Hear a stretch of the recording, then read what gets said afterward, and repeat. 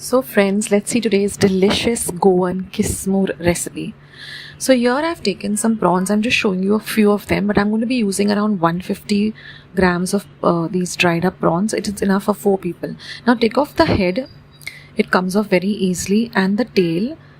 And you can see these claw-like things which have dried up. Take out that also. And take out any black part or any dirt that you see.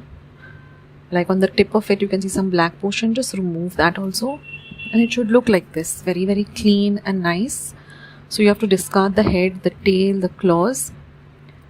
And this is just a small portion, but I'll be using 150 grams in total.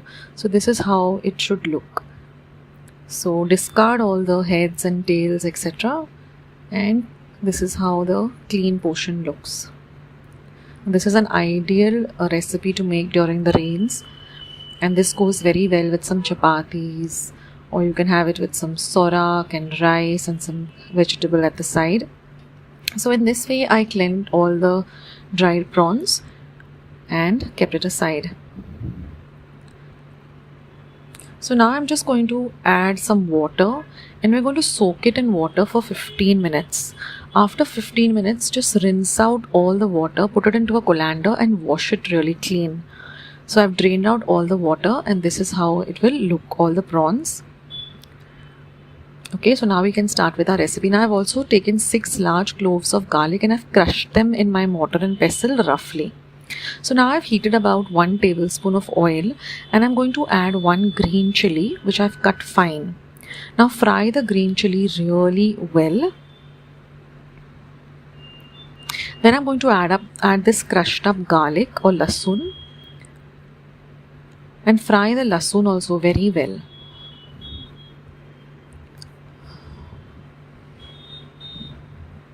I remember my grandmother making this during the rains, and we used to have it, and it was so delicious. Now I'm going to I've taken 2 medium-sized onions and chopped them very, very fine. So add that. And you're going to fry the onions really well till they become translucent. The longer you fry your bagar, the longer is the shelf life of any dish. Now any Goan loves dried fish during the monsoons. I've also uploaded recently a recipe on... Okay, now I'm going to add some sola or kokum, so about 5 small pieces. I've added a recipe of dry bill instant pickle.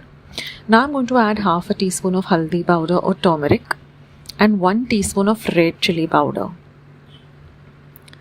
Now mix all of this really well. Fry everything nicely.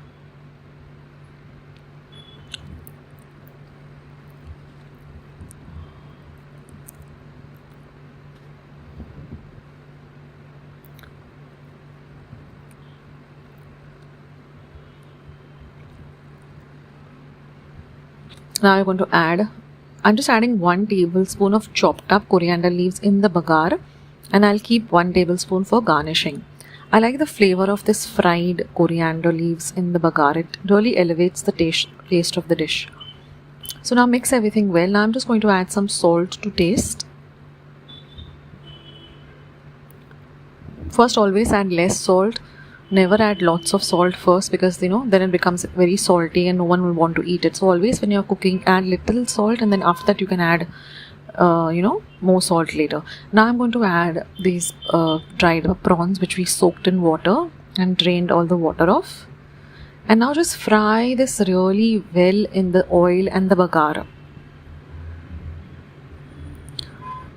Now if you feel you can add a little more oil in the beginning only, don't add it at this stage, but you can go with 1.5 tablespoon. That way it helps in frying the prawns really well.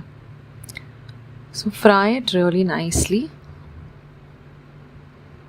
Now some people like to add a little pinch of Goan garam masala or something, but I don't like to add anything. I just keep it simple.